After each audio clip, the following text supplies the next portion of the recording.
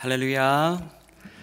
이렇게 좋은 날, 어린이 주일로 귀하게 예배를 드리는 날, 하나님 아버지께 예배드리고자 모여주신 하나님의 자녀분들을 진심으로 축복하고 환영합니다. 부모가 자녀를 사랑하는 데는 아무런 이유가 없습니다. 자녀이기 때문에 베푸는 사랑, 참된 부모의 사랑이죠. 우리를 자녀 삼아주신 하나님께서도 우리가 하나님을 온전히 예배할 때에 우리를 온전하게 사랑하여 주실 줄 믿습니다. 우리 그런 마음으로 옆에 있는 분들에게 하나님께서 당신을 참 사랑하십니다, 이렇게 우리 귀한 말씀을 우리 인사로 건네보실까요? 네. 우리 어린이 주일입니다. 우리 해맑게 인사를 하셔야 되는데 네, 이렇게 웃어주시니까 훨씬 좋은 것 같습니다. 우리가 순수하게 하나님 앞에 나아갈 때에 하나님께서 참된 부모 되시는 하나님 아버지께서 우리에게 크신 은혜를 베풀어 주실 줄 믿습니다. 우리 믿음 가지고 다 함께 자리에서 일어나셔서 지존하신 주님 이름 앞에 함께 찬송하시겠습니다.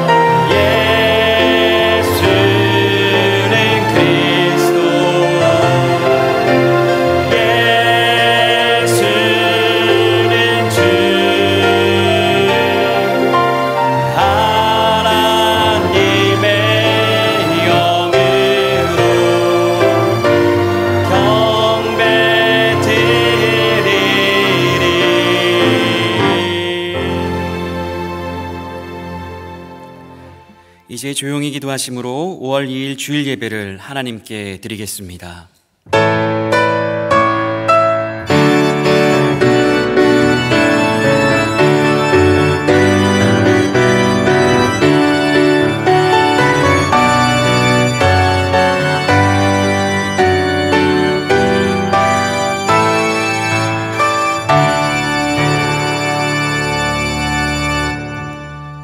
예수께서 이르시되 어린아이들을 용납하고 내게 오는 것을 금하지 말라. 천국이 이런 사람의 것이니라. 아멘. 우리에게 5월을 허락하신 하나님 아버지, 존귀와 영광이 오직 하나님께만 있음을 고백하며 경배와 찬양을 올려드립니다. 오늘은 어린이 주일로 지키고 있습니다. 이 어려운 때에 사무엘처럼 하나님을 떠나지 않고 하나님께만 예배할 수 있는 그런 자녀들로 자라나게 하여 주시옵소서. 또한 가정의 달 5월이 되면 더욱더 힘들어하는 영혼들도 우리 가운데에 있습니다. 가정 가운데 찾아온 어려운 일들로 마음이 힘든 이들을 특별히 기억하여 주셔서 그들의 마음을 위로하여 주시고 다시 시작할 수 있는 은혜를 허락하여 주시옵소서. 그러한 은혜가 이 예배 가운데 허락되어질 줄 믿으며 예수님의 이름으로 기원하옵나이다. 아멘. 나는 전능하신 아버지 하나님, 천지의 창조주를 믿습니다. 나는 그의 유일하신 아들 우리 주 예수 그리스도를 믿습니다.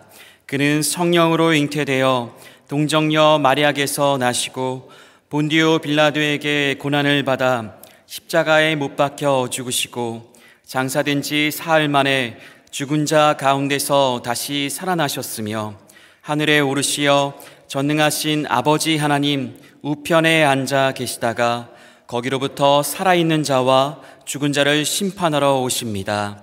나는 성령을 믿으며 거룩한 공교회와 성도의 교제와 죄를 용서받는 것과 몸의 부활과 영생을 믿습니다. 아멘. 모두 다 자리에 앉으셔서 찬송가 563장 찬송하시겠습니다.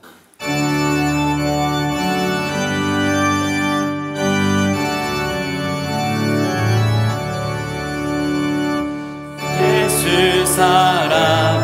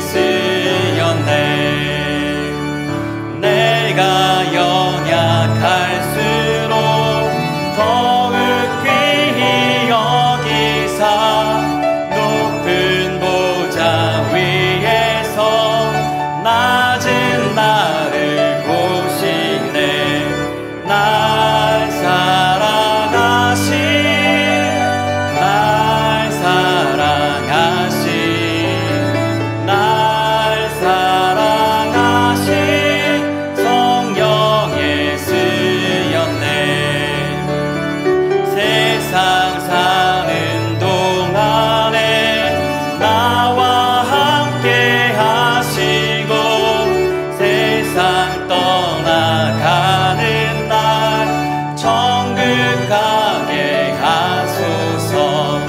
날 사랑하신 날 사랑하신 날 사랑하신 성령의 승연내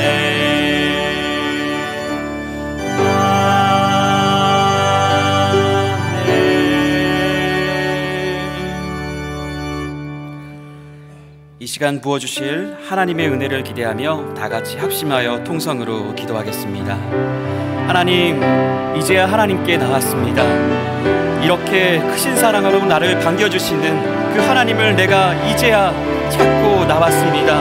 하나님, 우리의 발걸음을 이렇게 인도하여 주시니 감사합니다. 이제 하나님 아버지 품 안에서 마음껏 쉬며 마음껏 찬양하며 마음껏 주님을 높여드리길 원하오니 주여 우리와 함께하여 주시옵소서. 이 자리에 지쳐있는 영혼들이 있습니다. 주님, 그들을 기억하여 주셔서 그 어린 마음, 상처받은 마음 위로하여 주셔서 아버지 다시 회복시켜 주셔서 세상을 향하여서 주님의 참된 증인으로 살아갈 수 있도록 아버지 하나님 우리를 위로하여 주시옵소서. 그 은혜가 있기를 소망합니다. 주여 함께하여 주시옵소서. 사랑과 자비의 하나님 아버지, 그 인자하심이 영원함이며 우리를 죽음에서 건지신 하나님을 찬양합니다. 이렇게 주일을 구별하여 예배를 드릴 수 있도록 인도하여 주시니 참 감사합니다. 온 마음과 정성을 다하여 진정한 산자사가 되기를 원하오니 우리 예배를 흠량하여 주시옵소서. 날마다 마음을 같이하여 성전에 모기를 힘써 하는데도 여러 어려움으로 인하여 모이지 못하고 믿음 생활을 충실히 하지 못함을 용서하여 주시옵소서. 속히 모든 것이 정상으로 회복되어서 기쁜 마음으로 예배를 드리고 다 같이 모여 사랑으로 교제할 수 있기를 소망하오니 은혜를 내려 주시옵소서. 부활로 제자들에게 나타나시어 두려워하는 마음에 평강을 주시고 의심하는 마음에 믿음을 주셨듯이 이 어려움에 처해 있는 우리 마음에 평강과 믿음을 허락해 주시기를 원하옵나이다. 또한 우리 마음을 열어 말씀을 깨닫게 하시옵고 말씀으로 마음이 뜨거워지며 아버지께서 주시기만을 바라던 우리가 아닌 이제는 주님께 드리기를 원하는 장성한 믿음을 갖고 우리 자녀들에게 본이 되는 삶을 살아가게 하시옵소서. 성령의 능력으로 말씀을 대하시는 목사님을 붙드시고 갑절의 은혜를 더하시사 말씀을 듣는 모든 성도가 아멘으로 화답하게 하시고 하나님의 임재를 체험하게 하여 주시옵소서. 모든 성도가 예배 중에 집중하고 하나님의 사랑을 온전하게 받아 우리와 함께 하시는 임마누엘 하나님을 느끼며 확신을 갖고 살아가게 하옵소서. 예배를 위해 헌신하신 모든 주님의 자녀들에게 한없는 은혜를 허락하시고 여러 가지 어려움으로 힘들어하는 모든 이에게 주님의 간섭이 있기를 간구합니다. 또한 어려운 상황 속에서도 주님의 말씀을 따라 힘든 선교지에서 사역하시는 선교사님을 기억하여 주시옵고 힘이 되어 주시옵고 위로하여 주시기를 간절히 바라옵나이다. 또한 유초동부의 찬양대의 찬양을 흠량하여 주시옵고 아버지 그들의 마음이 평생 주님께 오늘과 같은 마음으로 살아갈 수 있도록 인도하여 주시옵소서. 모든 것 감사하고 이 모든 말씀 우리 예수 그리스도의 이름으로 기도하옵나이다. 아멘.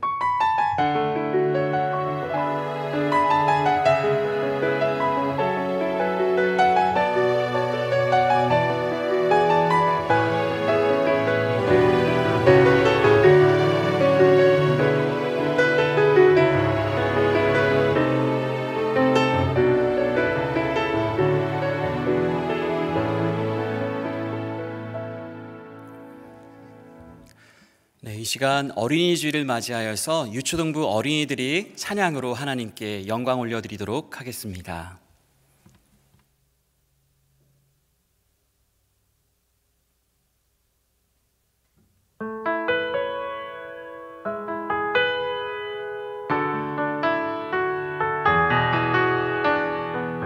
아주 먼 옛날 하늘에서는 당신을 향한 계획이 있었죠. 하나님께서 바라보시며 주었더라고 말씀하셨네. 이 세상 그 무엇보다 귀하게 나의 손으로 창조하였노라. 내가 너로 인하여 기뻐하노라. 내가 너를 사랑하노라.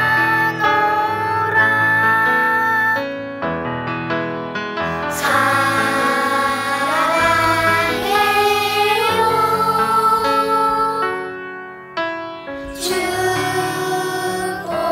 축복해요. 당신의 마음에 우리의 사랑을 드려요. 사랑해요.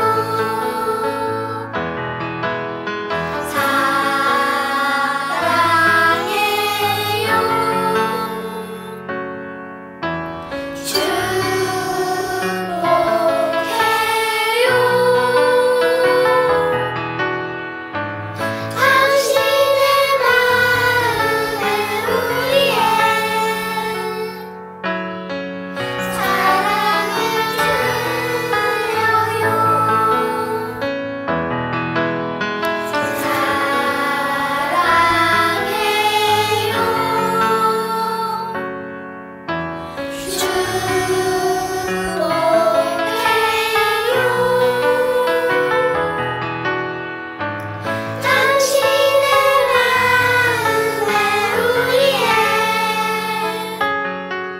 사랑을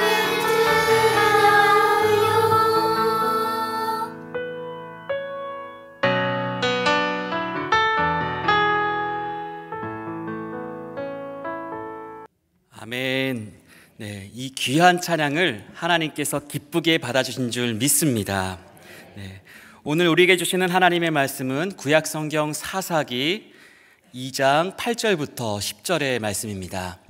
사사기 2장 8절부터 10절의 말씀을 제가 봉독하여 올리겠습니다. 여호와의 종 눈의 아들 여호수아가 110세의 죽음에 무리가 그의 기업의 경내 에브라임 산지 가스산 북쪽 딥낫 헤레스에 장사하였고 그 세대의 사람도 다 그 조상들에게로 돌아갔고 그 후에 일어난 다른 세대는 여호와를 알지 못하며 여호와께서 이스라엘을 위하여 행하신 일도 알지 못하였더라. 아멘. 이 시간 담임 목사님 나오셔서 하나님의 말씀 증거해 주시겠습니다. 기도하겠습니다. 하나님 아버지, 젖먹이들과 어린이들의 찬양을 주님께서 기쁘게 받으시는 줄로 믿습니다. 우리의 마음도 늘 순수하게 주님을 찬양하며 예배할 수 있도록 인도하여 주시고, 특별히 주신 말씀을 우리 마음에 잘 새기며 열매 맺는 승리하는 주의 백성 다 되게 하여 주옵소서. 예수님의 이름으로 간절히 기도드리옵나이다. 아멘. 오늘은 무엇을 물려줄 것인가 라는 제목으로 하나님 말씀을 증거하겠습니다. 오늘 말씀을 통해서 우리 심령 깊은 곳에 큰 깨달음을 얻고 각 가정마다 대를 이어서 좋은 일이 일어나기를 간절히 축복하며 바랍니다. 아멘. 우리는 우리의 자녀들과 후손들에게 좋은 것을 물려주고 싶습니다. 내가 조금 더 고생한다 하더라도 우리 자녀들이 더 잘 되기를 바라는 마음으로 아낌없이 뒷바라지하고 희생하는 부모님들이 많이 계시죠.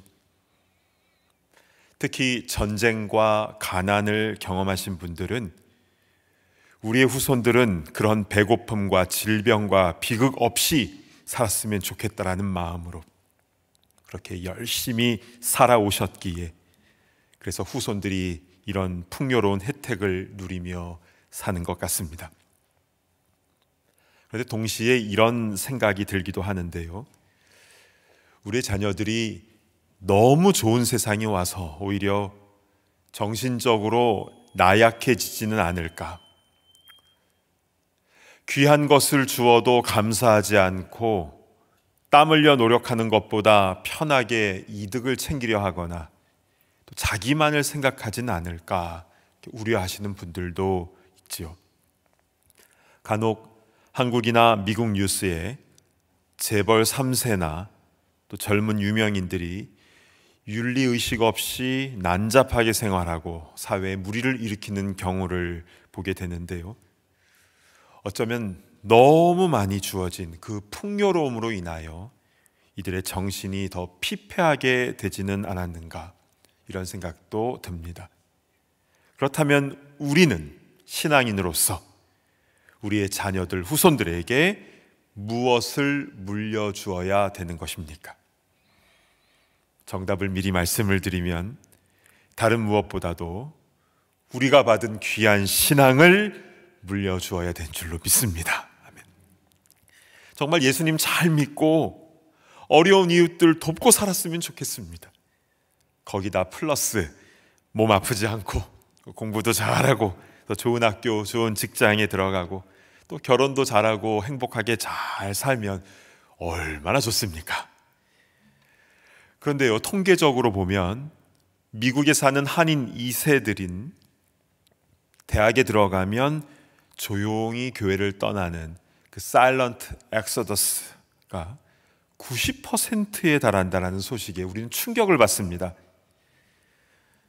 물론 그 후에 인생의 우여곡절을 겪으면서 다시 하나님께 돌아온 경우도 많이 있지만, 근데 왜 이렇게 신앙을 잘 물려주는 것이 어렵고 힘든 것일까요?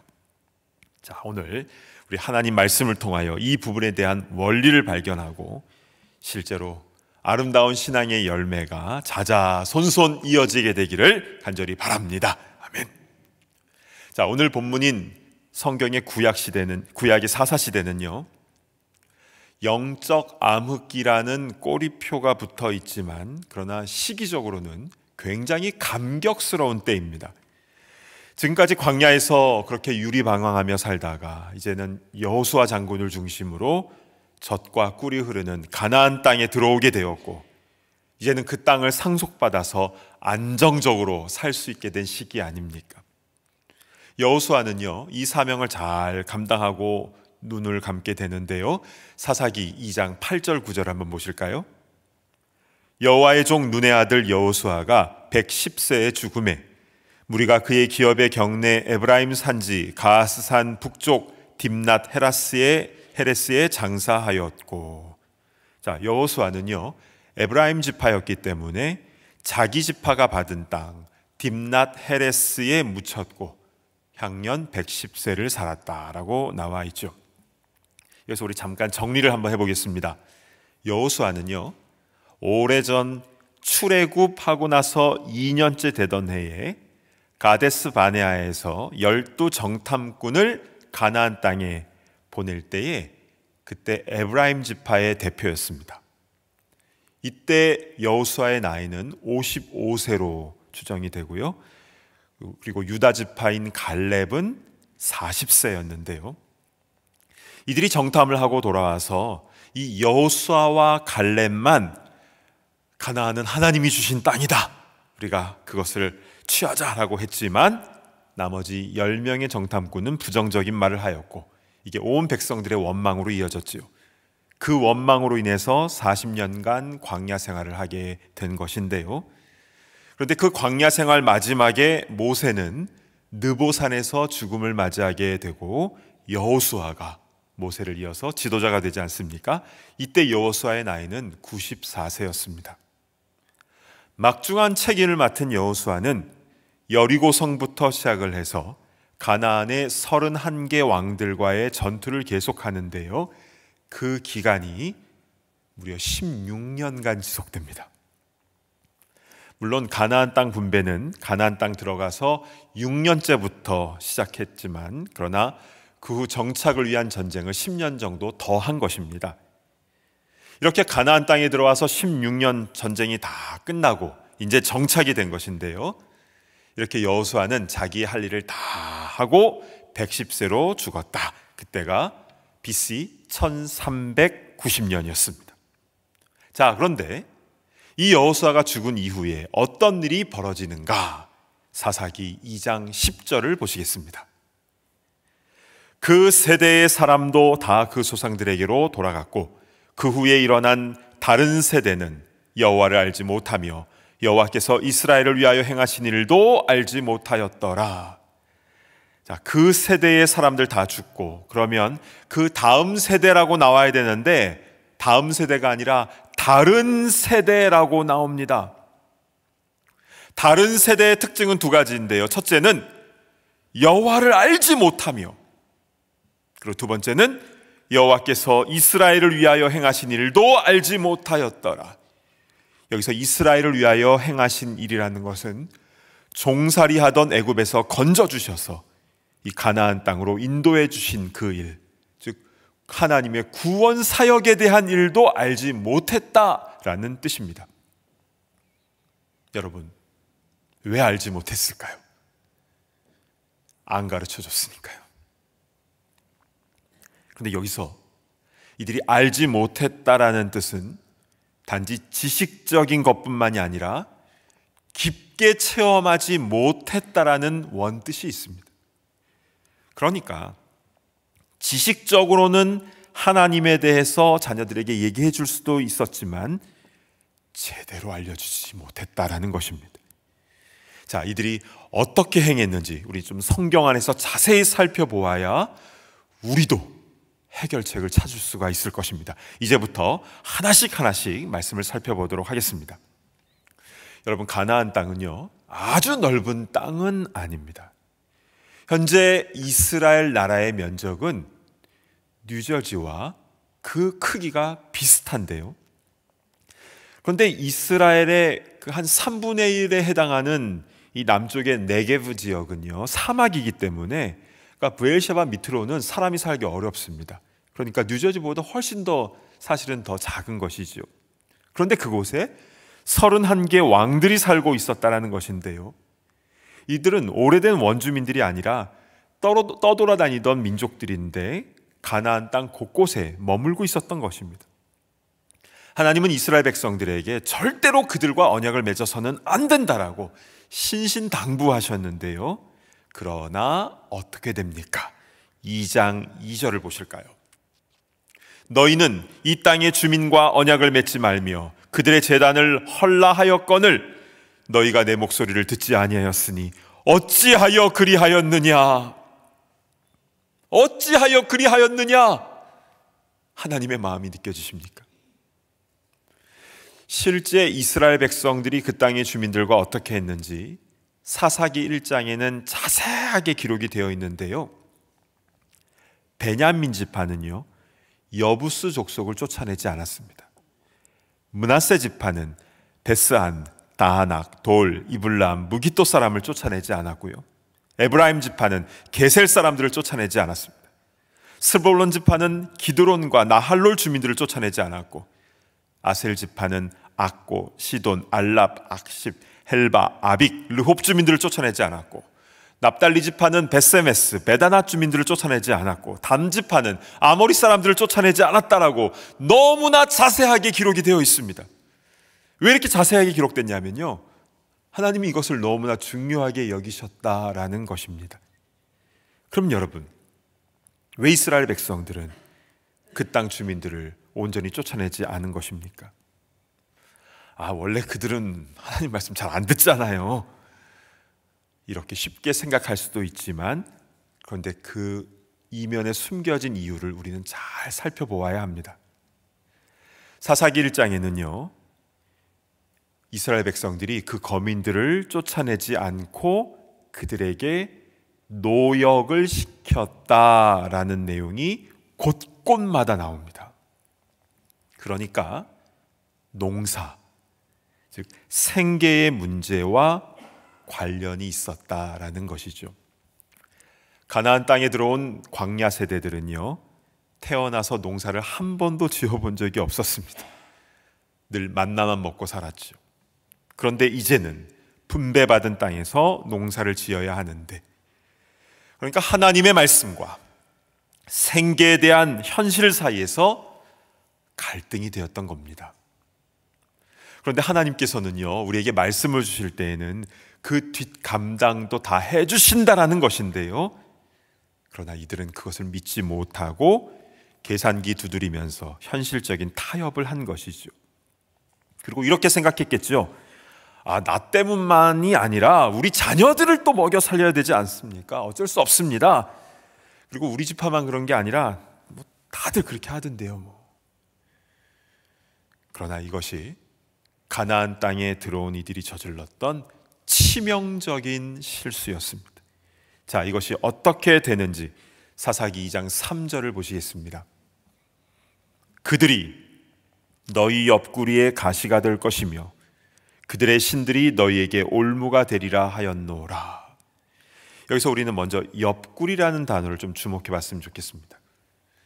이스라엘 사람들에게 있어서 옆구리는요, 그냥 몸의 양옆을 말하는 게 아니라 가장 사랑하는 것이라는 의미가 담겨져 있습니다. 아담의 옆구리에서 갈비뼈를 빼내서 배필 하와를 만드시지 않았습니까? 다시 말하면 옆구리는 내가 옆에 끼고 사는 것, 내가 그렇게 좋아하는 것, 그게 옆구리입니다. 그러나 그렇게 좋아했던 것이 결국 가시가 되어서 너를 찌를 것이다라는 의미입니다. 무섭죠. 또한 뒤쪽에 올무라는 단어가 나오는데요, 올무는 자연적으로 생긴 것이 아니라 누군가 의도를 가지고 설치한 것입니다. 쫓아내지 않은 그들의 신들이 너희에게 올무가 되어서 너희를 파멸로 이끌 것이다 인데요, 이렇게 부모 세대가 첫 단추를 잘못 낀 것입니다. 이러한 부모 세대의 잘못으로 인하여 그 자녀 세대도 그대로 그 길로 가게 되는데요, 그런데 그 데미지는 자녀 세대들이 더 크게 받습니다. 그것을 어떻게 알 수 있냐면요, 하나님의 사자가 나타나서 부모 세대에게 회개에 대한 말씀을 전하니까 이들이 어떻게 반응하는 줄 아십니까? 2장 4절을 보겠습니다. 여호와의 사자가 이스라엘 모든 자손에게 이 말씀을 이르매 백성이 소리를 높여 운지라. 이들은 울면서 뉘우칩니다. 여러분, 부모 세대는요, 그래도 광야에서 만나의 기적을 매일 경험했었고, 또한 여리고성 전투부터 시작해서 31개 왕들과의 전투에서 모두 승리하는 그 은혜를 경험한 이들입니다. 그런 체험이 있었기 때문에 설령 불순종하고 잘못된 길로 간다 해도 여호와의 사자가 회개의 메시지, 그 말씀을 전할 때 울며 회개하며 돌아왔습니다. 그러나 그 자녀 세대들은 어떠했을까요? 가나안의 풍족함 속에 태어난 자녀 세대들은 그들이 누리는 것을 당연하다고 생각하고 어디로부터 온 것인지 잘 알지 못합니다. 그래서 어떻게 됩니까? 13절을 보시겠습니다.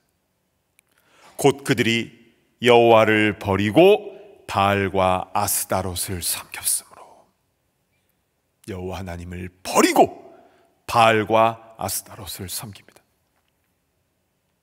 그러나 하나님은 이들을 버리지 아니하시고 사사들을 보내주시는데요, 그러나 17절 한번 보겠습니다. 그들이 그 사사들에게도 순종하지 아니하고 오히려 다른 신들을 따라 음행하며 그들에게 절하고, 그러니까 자기 소견에 옳은 대로 그냥 막 행해버리는 것이죠. 특별히 다른 신들을 따라가 음행하며 그들에게 절했다라고 했는데요, 이것에 대해서 더 자세히 알고 싶으신 분들은 작년 9월 6일 날 설교했던 바알의 정체라는 설교를 다시 보시기를 바랍니다. 교회 웹사이트에 다 올려져 있습니다. 자, 그러면 이제 우리의 삶의 현실로 돌아와 보도록 하겠습니다. 우리는 우리의 자녀 세대들이 어떻다라고 말하기 전에 먼저 우리 스스로의 모습을 돌아보아야 합니다. 나는, 그리고 우리 1세대들은 하나님의 말씀대로 온전히 순종하며 살고 있는가? 아니면 때마다 타협하며 계산기를 두드리고 있는가? 여러분, 그것이 옆구리에 가시가 되고 올무가 되어서 우리뿐만이 아니라 우리의 다음 세대들에게까지 영향을 주게 된다는 것을 우리는 늘 기억해야 되는 것입니다. 특별히 미국 문화 속에서 공부하고 자라난 우리의 자녀들은 여러 가지 가치관의 충돌을 계속 경험하게 되는데요. 그래서 정체성에 대한 갈등을 겪는 경우가 굉장히 많습니다. 그래서 많은 분들이 이렇게 얘기를 하시죠. 아휴, 이젠 좀 컸다고요? 내 말 안 들으려고 그래요. 그래도 어렸을 때는 착하고 귀엽고 말도 잘 들었었는데. 너무 공감되는 말이지 않습니까? 그러면 우리는 이런 현실 속에서 어떻게 해야 되는 것입니까? 철저하게 말씀대로 행해야 됩니다. 자, 골로새서 3장 21절로 가보시겠습니다. 아비들아, 너희 자녀를 노엽게 하지 말지니 낙심할까 함이라. 많은 부모들은 자녀들에 대해서 내 부모를 공경하라고 하신 말씀을 많이 묵상하는데요. 그러나 이 말씀은 자녀들에게 주신 말씀이고, 부모에게는 너희 자녀를 노엽게 하지 말라 말씀하셨습니다. 여기에 숨겨진 뜻은 자녀들과 좋은 관계를 유지하라 라는 것입니다. 그렇게 하기 위해서는 순간순간 욱하는 것부터 잘 참아야 되겠죠. 자녀들 기르다 보면 화가 나는 일이 너무 많지 않습니까? 자, 고린도전서 13장은 사랑장으로 유명한 장인데요. 우리 노래로도 많이 불려지지요. 사랑은 어떠하며 쭉 나오는데요. 그 첫 번째가 무엇입니까? 4절을 보시면요. 사랑은 오래 참고, 오래 참는 것부터 시작을 합니다. 그런데 이 참는다라는 게 참 쉽지가 않지요. 그래서인지 7절을 보시면 또 나오는데요. 모든 것을 참으며, 모든 것을 믿으며, 모든 것을 바라며, 모든 것을 견디느니라. 참으며 믿고 바라고 견디느니라. 부모로서 참 부담으로 다가오는 말씀이지 않습니까? 지금도 지쳐 있는데. 그러나 이 말씀은 먼저 주님께서 우리를 사랑하시는 방법이라는 것을 우리는 기억해야 합니다. 여러분, 주님께서 우리를 이렇게 사랑해 주셨습니다. 여러분, 우리가 자녀들과 좋은 관계를 유지하지 않으면 신앙의 전수가 온전히 될 수가 없습니다. 잘 인내함으로 먼저 자녀와 좋은 관계를 이어나가는 그런 모든 부모 세대들이 되기를 간절히 바랍니다. 아멘. 자, 두 번째는요, 부지런히 가르치는 것입니다. 신명기 6장 7절을 보시겠습니다. 내 자녀에게 부지런히 가르치며 집에 앉았을 때든지 길을 갈 때든지 누워있을 때든지 일어날 때든지 이 말씀을 강론할 것이며. 자, 부지런히 가르쳐야 될 것은 하나님의 말씀이죠. 가르치지 아니하면 자녀들은 모릅니다. 그런데요, 아이들이 어렸을 때는 직접 성경 말씀을 가르칠 수가 있는데요, 그런데 아이들이 크면 어떻게 해야 됩니까? 삶으로 가르치는 겁니다. 이게 굉장히 중요한 부분이죠. 나의 삶 속에서 하나님의 말씀대로 순종할 때 누리는 그 기쁨을 자녀들에게 삶으로 보여주는 것입니다. 설령 잠시 곁길로 간 자녀들이 있다 해도, 옆구리에 세상 즐거움을 끼고 사는 자녀들이 있다 해도, 그러나 부모와 좋은 관계를 누리고, 그리고 하나님의 말씀이 부모의 입술과 삶을 통해서 보고 자란 자녀들은 반드시 다 돌아오게 되는 줄로 믿습니다. 아멘. 사랑하는 여러분, 우리는 자녀들에게 좋은 것을 물려주고 싶습니다. 그러나 단지 풍요로운 것만 물려주고자 한다면 오히려 정신이 무너지는 그런 일들이 벌어질 수 있죠. 가나안 땅에 들어온 이들도 그 풍성함 속에서 우상과 가나안 문화를 옆구리에 끼고 그것을 사랑하다가 그것이 결국 가시가 되고 올무가 되지 않았습니까? 다음 세대가 다른 세대가 되지 않게 하기 위해서는 하나님을 잘 알고 그 하나님이 하신 그 구원을 아는 세대가 되어야 되는데요, 그것을 우리의 입술로 또 우리의 삶으로 바르게 잘 가르치는 우리 부모 세대가 되기를 간절히 바랍니다. 작년에요, 팬데믹이 한참일 때 한 성도님께서 저에게 이런 고백을 해주셨습니다. 세상이 너무 험하니까 우리 시대의 이 신앙이 다음 때에 잘 전수될 수 있을까 늘 그런 회의감이 들었다고 했습니다.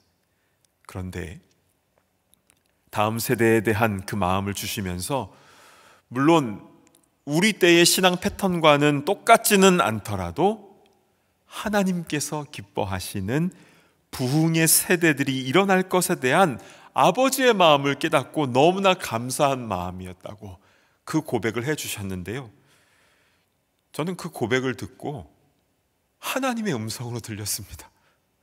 하나님, 우리의 자라나는 우리의 세대들이 그런 부흥의 세대가 되게 하여 주옵소서.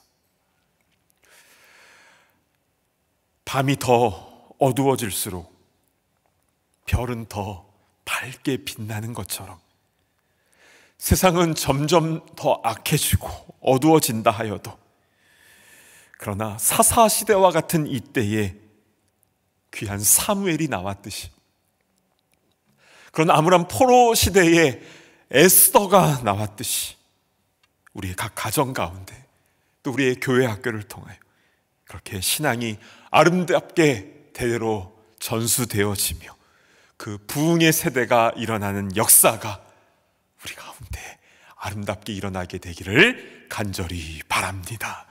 아멘. 주신 말씀 붙잡고 함께 기도하겠습니다. 요즘처럼 자녀 교육하기 힘든 때도 없는 것 같습니다. 모든 부모들이 너무나 큰 고통 가운데 있습니다. 심지어 할아버지 할머니들도 너무나 마음 아파하고 힘들어하고 있죠. 세상에 유혹하는 것들은 너무나 많고 부모의 뜻대로 잘 되지가 않습니다. 그래도 어렸을 때는 엄마 아빠 따라서 이렇게 나오지만 그러나 아이들이 크고 나면 자기 소견에 옳은 대로 하려고 하는 그런 모습이 있지 않습니까? 이때 우리가 해야 할 일은 다른 어떤 것이 아니라 먼저 내가 하나님 말씀 앞에 바르게 서는 것입니다. 그리고 그것을 입술로, 삶으로 가르쳐 주는 것이지. 그리고 나서 하나님께 맡기는 것밖에 없습니다. 우리 힘으로 되지 않잖아요. 그러나 하나님께서 역사하실 줄로 믿습니다. 이제 우리 주신 말씀 붙잡고 우리 함께 통성으로 기도하며 나아갑니다. 하나님 아버지, 하나님, 우리보다 우리의 자녀들 후손들이 더 잘 되기를 원하는 그런 마음이 우리 가운데 있습니다. 그러나 사실 우리는 너무나 좌절할 수밖에 없는 그런 어려운 시대에 주여 은혜를 베풀어 주셨습니다. 이런 어려운 때에 우리가 말씀의 기준을 가지고 우리가 먼저 그대로 순종하며 나아가게 하여 주시옵소서.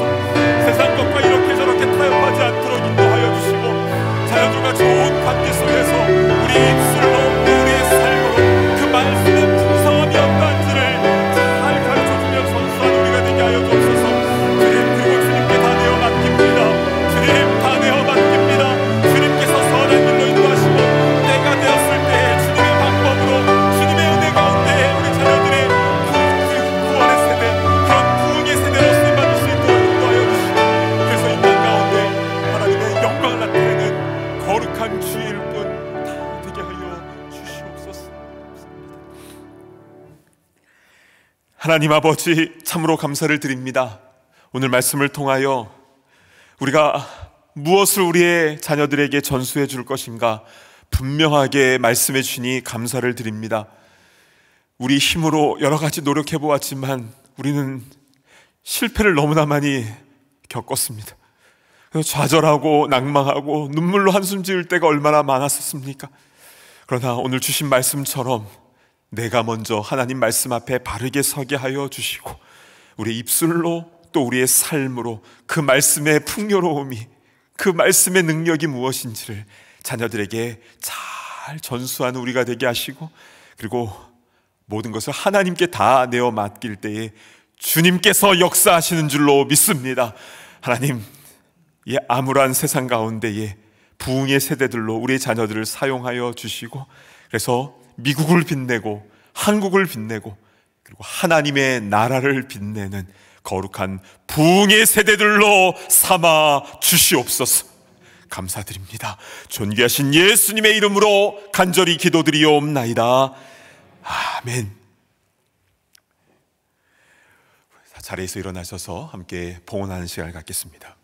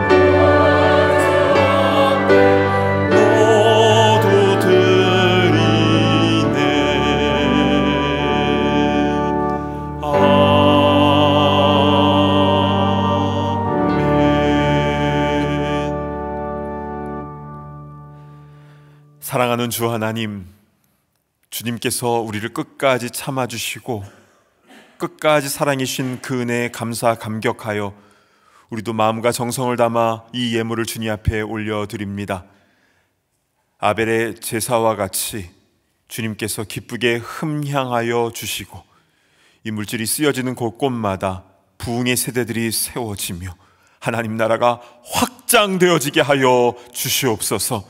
하나님, 우리 삶의 모든 기도 제목도 주님 이 예물에 다 함께 같이 담아 올려드리오니 주님 하나님의 때에 하나님의 방법으로 가장 선하게 인도하여 주시옵소서. 질병 가운데 고통받고 있는 일이 있습니까? 주여 치유의 은혜를 허락하여 주시고, 또한 사랑하는 이를 먼저 떠나보내고 지금도 슬픔 가운데 있는 이들이 있습니까? 주님 위로하여 주시고 천국 위로와 소망으로 가득 채워 주시옵소서. 신분적으로 법적으로 막혀져 있는 것이 있다면 주여 열어주시고, 관계 문제 때문에 잠 못 이루고 있는 이들이 있다면 해결되어지고 회복되어져서 꿀잠 잘 수 있도록 편안하게 두 다리를 뻗고 잠을 청할 수 있도록 회복의 은혜를 허락하여 주시옵소서.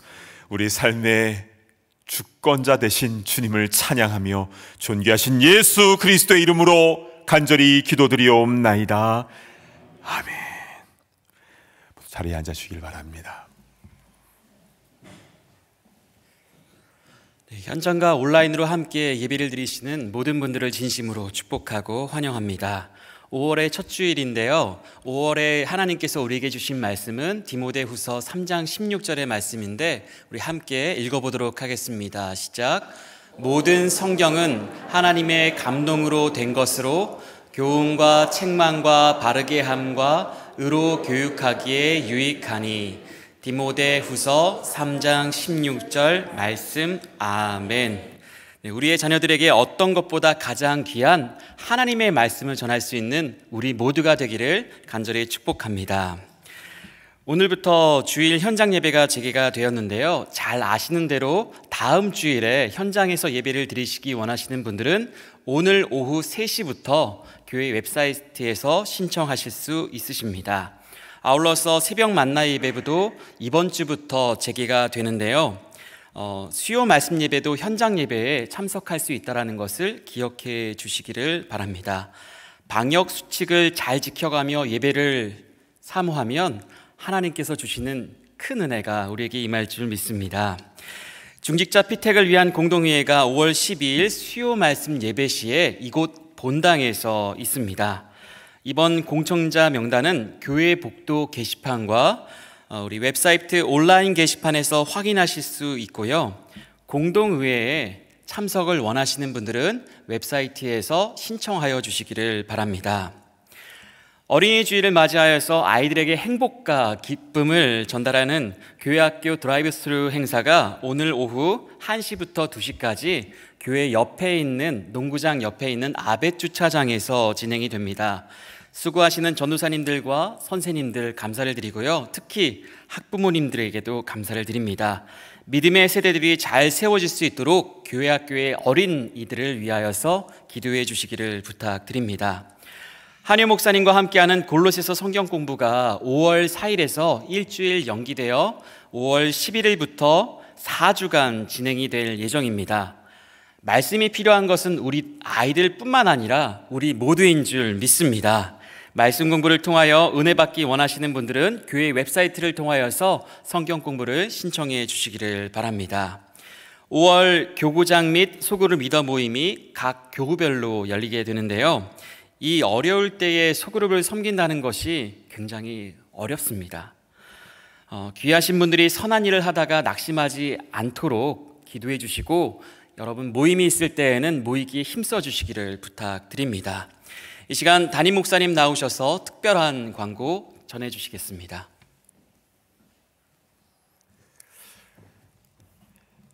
네, 올해 2월 3일 공동회의가 있었는데요.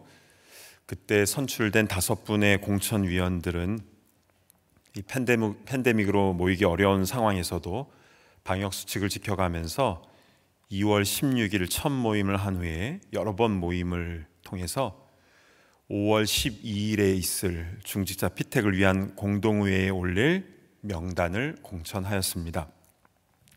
올해 시무장로 후보로 2명의 장로님, 이분들은 이제 올해 바로 취임을 하실 수가 있고요. 그리고 내년도 임직을 위한 장로 1인, 안수집사 3인, 그리고 권사 5인을 공천해 주시는 수고를 하셨습니다. 공천위원들의 공천 기준은 이것이었다고 합니다. 참된 교회에서 진행한 제자훈련 수료자 중에서 주일 성수를 잘하시는 분이신가, 또 헌금과 구제의 모범이 되시는 분이신가, 그리고 만약 피택이 되면 1년간 힘든 피택자 훈련을 감당하실 수 있는 상황이신가, 그 외에도 여러 가지 기준을 가지고 기도하면서 공천에 올렸다라는 얘기를 들었습니다. 이미 포스터를 보신 분도 계시겠지만 이런 생각이 들 수가 있습니다. 왜 나는 공천이 안 됐지? 그런데 중직이란 나는 받을 자격이 없다라는 그 겸손한 마음에서부터 시작하는 굉장히 무거운 직분이죠. 만약 나는 받을 만하지라고 생각하는 사람이 중직이 정말 된다면 그때부터 교회에는 비극이 일어나기 시작하는 겁니다. 그래서 참된 교회는 중직자 피택의 원칙이 있습니다. 그것은 나 찍어주세요 또는 저 사람 찍으면 안 돼요, 이런 말을 하지 않는 것입니다. 마치 여리고성을 돌 때처럼 조용히 그리고 묵묵하게 기도하면서 우리에게 주어진 의무를 감당하는 것이죠. 그럴 때에 사람이 하지 않고 주님께서 일하시는 줄로 믿습니다. 지금까지 늘 그러했듯이 올해도 중직 세우는 일을 통해서 크신 은혜가 우리 공동체 가운데 있기를 바라고요. 지금 팬데믹 상황이긴 하지만 5월 12일 공동의회에 우리 많이 참석 신청을 해주시고 우리 본당뿐만 아니라 친교실까지도 다 활용을 할 계획입니다. 그래서 우리에게 맡겨진 그 의무를 다 해주시기를 부탁드립니다. 자, 이제 다 자리에서 일어나셔서 우리 힘차게 파송의 찬송 부르도록 하겠습니다.